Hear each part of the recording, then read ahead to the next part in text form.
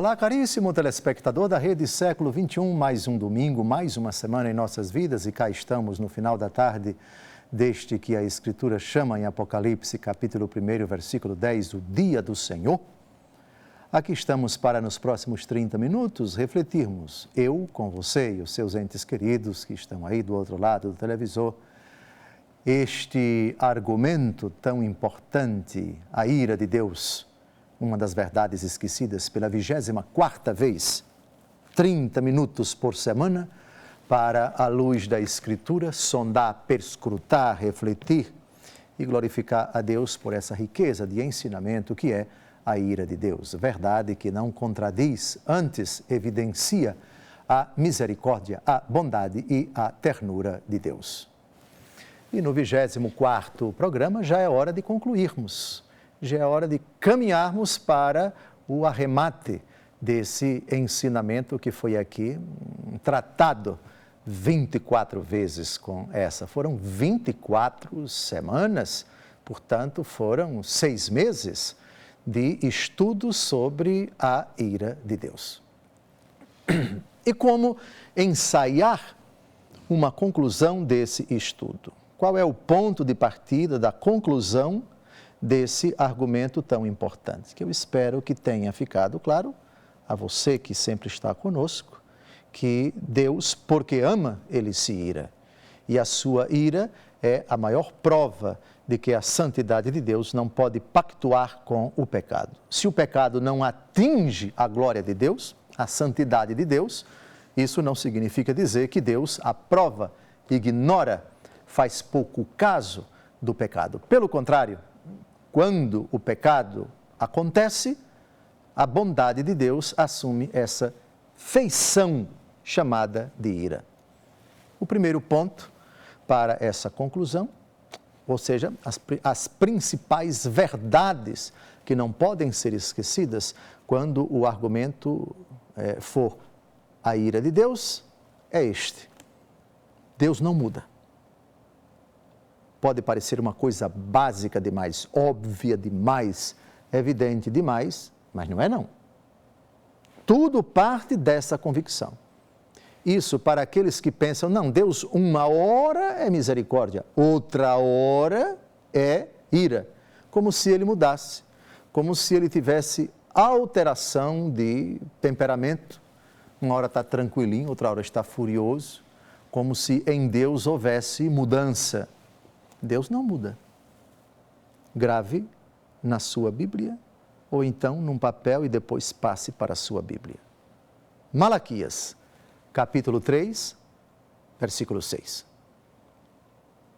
Porque eu sou o Senhor, e não mudo.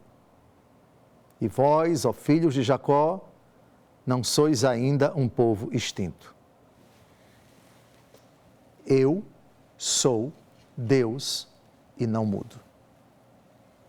O que significa a qualidade de mudança? Alteração. Uma realidade, ora é uma coisa, outra hora é outra. Ora, em Deus não existe hora. Isto é, sucessão de tempos, de minutos, de segundos. Deus é eterno. Se Deus é eterno, não existe antes e não existe depois. E se não existe antes, não existe depois, não existe mudança. Porque Deus é o Senhor do tempo, mas não está sujeito a Ele. Eu sou Deus e não mudo. Deus não muda na sua essência e também não muda nos seus predicados. Ou seja, Ele não é uma hora bom e depois mal. Ele não é uma hora misericórdia e depois fúria. Ele é misericórdia e ira. Sem deixar de ser misericordioso, ele se ira. E sem deixar de se irar, ele é misericordioso. Mas sobre a ira, vamos tratar ainda nesse programa qual o sentido que devemos dar à palavra ira em Deus. Eu sou Deus e não mudo. Na carta de São Tiago, capítulo 1, versículo 17, nós temos um correspondente dessa afirmação de Malaquias. Leio o texto que, aliás, vai ser o arremate do final do segundo bloco, mas eu já antecipo Diz São Tiago: toda dádiva boa e todo dom perfeito vem de cima, descem do Pai das luzes, no qual não há mudança, nem mesmo aparência de instabilidade. No Pai das luzes, o Pai é a primeira pessoa da Trindade, e tal qualidade se aplica também com relação ao Filho, enquanto Deus eterno, e se aplica também ao Espírito Santo. No Pai das luzes não há qualquer vestígio de mudança, nem mesmo aparência de instabilidade. O que é instabilidade? É uma realidade que não é estável, que não é fixa, que não é estática. A instabilidade leva uma realidade a oscilar. A hora está aqui, a outra hora está acolá. Uma hora é uma coisa, outra hora é outra. Não existe instabilidade em Deus. E também com relação às suas qualidades. Ele, na hora, não é tranquilidade, depois intranquilidade. Uma hora ele não é serenidade e depois fúria, no sentido de atitudes opostas, como nós entendemos e como nós experimentamos na convivência humana. Portanto, Malaquias 3:6, Tiago, capítulo 1, versículo 17. Não há mudança em Deus. Quando Ele se ira, não muda. Quando Ele é misericordioso, não muda. A mudança só existe aquelas realidades que estão sujeitas ao antes e ao depois. Ou seja, todas as realidades fora de Deus. Nele não há mudança. Repito, de forma quase obsessiva, eu sou Deus e não mudo. Agora, vamos à convicção, em vários textos da Escritura, que em Deus residem duas qualidades.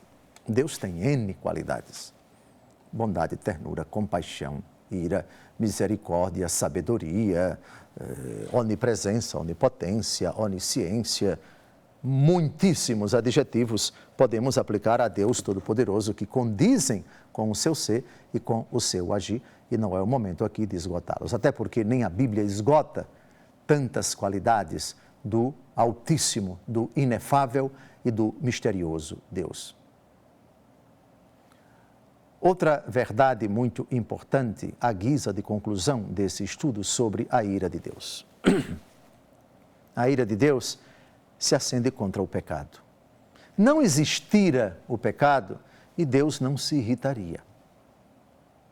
Irritação em Deus significa reprovação ao pecado, sem que ele se altere. Isaías, capítulo 12, versículo 1.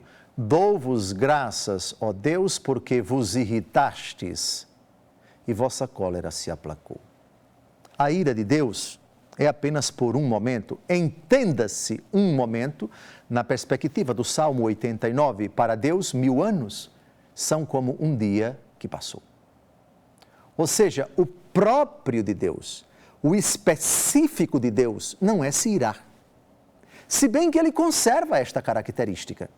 Ali onde existe o pecado, a ira se acende. E o pecado, eu repito, é o objeto da ira de Deus, não o pecador. Romanos, capítulo 1, versículo 18, a ira de Deus se manifesta contra toda impiedade e perversidade dos homens. Se a misericórdia de Deus não é por um momento, mas sempre, a ira de Deus, a sua fúria, a sua cólera é apenas por um momento. Porque quando se ama e a criatura amada está no pecado, é próprio do amante manifestar o amor de uma forma capaz de corrigir, adequada para aquele momento, específica para aquela situação. E o pai, vendo o filho cometer loucuras, fazer besteiras, ele não pode rir, acariciar, afagar, elogiar o menino. Precisa manifestar o seu amor com um semblante um pouco mais rígido, e dizer certas verdades e tomar certas posturas enérgicas, aplicar certos remédios amargos por amor. Assim como o médico, sabendo que aquela enfermidade é grave, tem que aplicar um remédio doloroso que tenha certos efeitos colaterais. Êxodo é o primeiro livro que traz esta verdade que aparece em outros livros da Escritura. Vamos ao primeiro texto. Êxodo capítulo 34, versículo 6. O Senhor passou diante dele, exclamando: Senhor, Senhor, Deus compassivo e misericordioso, lento para a cólera, rico em bondade e em fidelidade. Então vejam aqui as características principais de Deus: compassivo, cheio de bondade, rico em misericórdia. Mas, curiosamente, lento para a cólera. Lento para a cólera significa: eu posso me encolerizar. Eu posso manifestar para você, quando você pecar, expressões típicas de quem está reprovando. Mas eu não quisera manifestar isso, então não peque. Lento para a cólera. Rápido, portanto, para a bondade, para a ternura, para a compaixão e todas as consequências dessas qualidades tão bonitas. Ou seja, o próprio de Deus, o que Ele quer manifestar sempre aos homens, são expressões de sua bondade, de sua compaixão. Nisso Ele é rico.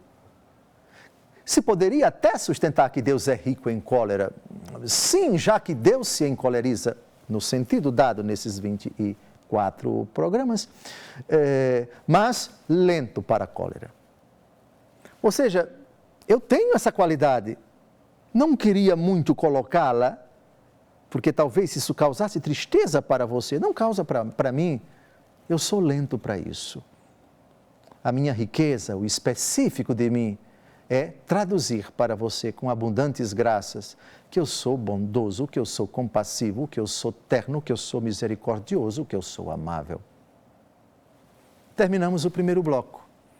No segundo tem outros textos parecidos com este do livro do Êxodo e penso que será oportuníssimo para nós recordarmos essas verdades.